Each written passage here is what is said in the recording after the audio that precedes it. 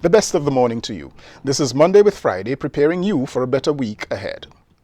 I'm sad that hostilities between Israel and Palestine have flared up again and during one of Islam's holiest of days, 𝐸𝐸𝐵. Now, I can imagine that Israel and America might be indignantly deploring Palestine as disrespectful if this were happening at Passover. The American president's first utterance reveals one of the fundamental problems with this conflict.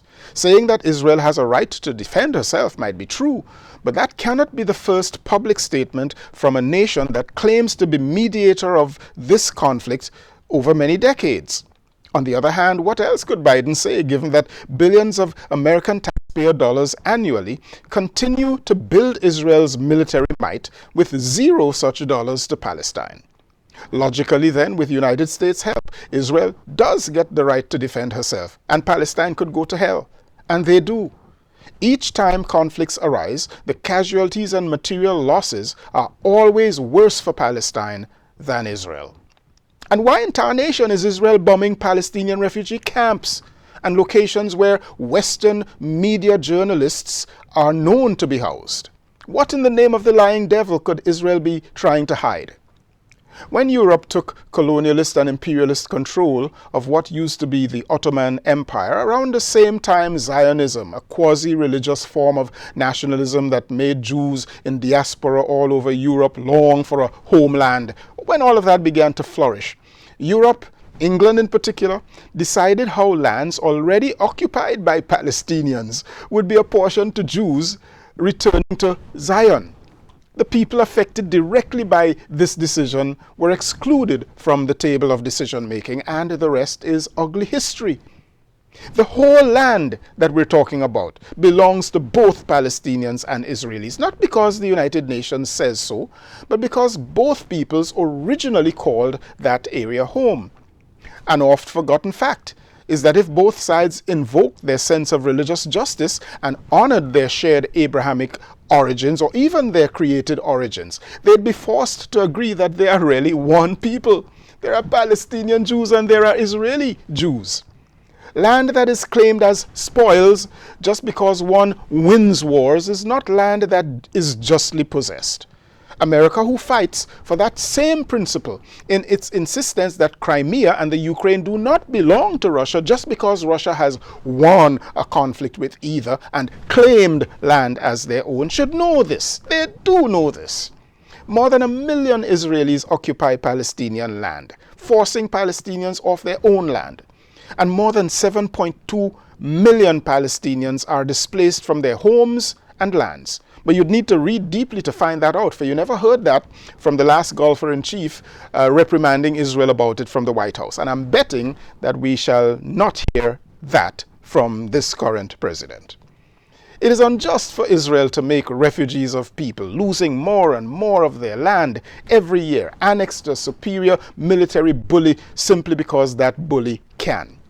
It is iniquitous for America, encouraged by a so-called evangelical notion itself, woefully misled by a horrible biblical misinterpretation of how Israel should be understood today, to blindly take sides with Israel, no matter what Israel does to Palestine, when and why.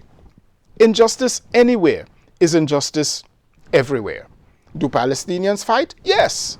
Did far-right Egyptian extremists kill Anwar Sadat when he co-signed a peace treaty with Israel during President Carter's administration? Yes. Did that throw things back about 50 years? Perhaps. Did Yasser Arafat's Palestinian Liberation Organization's primary goal of total Palestinian takeover of Israel throw things back 50 years? Perhaps. Does Hamas, in calling for a total end to Israel as a nation, help? No.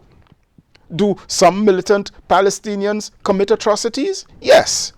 Are they doing this simply because they are depraved, scum of the earth, wicked bastards? No.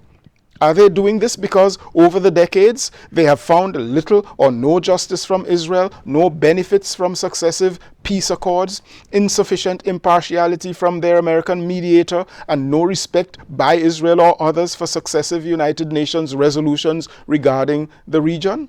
Yes. Let's not forget either that Yitzhak Rabin The Israeli Prime Minister who signed that land sharing agreement with the PLO would later be assassinated by a group of his own Israeli people after his own nation labeled him anti-Semite and a Nazi. Wickedness abounds on both sides. Now, America, if it wants to have any credibility as a mediator, must stop relating to Israel as if she were some helpless and innocent victim and demand that Israel respect Palestine as much as they'd want Palestinian respect. Mediation cannot be done by acts of war, and this conflict will never end with war. Mediation always pursues win-win, in this case, two states. We came close to that for the proverbial millionth time when John Kerry was Secretary of State. Then came a racist, pandering, religionist, triumphalist, and reckless administration, demolishing that prospect and taking the situation back to what has now resulted in 1967 status. Now, I don't have the power to call on the American government to do anything, but I can call on you for the best thoughts and actions that we can muster about justice and fairness, and urge you, wherever you are, whatever country you belong to talk some sense to your local politicians. Remember now that the voice of the whole world contributed to the pressure that ended the scourge of apartheid in South Africa. Perhaps the voices of the world can yet pressure America and Iran to stop propping up Israel and Palestine respectively with implements of war, and to stop viewing one side as good and the other as evil, and to bring in liberty and justice for all. That is never done by war. It is always done by respect, understanding, dialogue, and justice. Now, these people, Palestinians and Jews, they are our sisters and brothers, and conflict anywhere is the potential for conflict everywhere. There could be a conflagration waiting for the whole world if this thing is not managed meaningfully. I am Michael Friday, and I hope that Israel and Palestine's week shall get better. I'll see you again next week, hopeful Monday, all the way to Friday.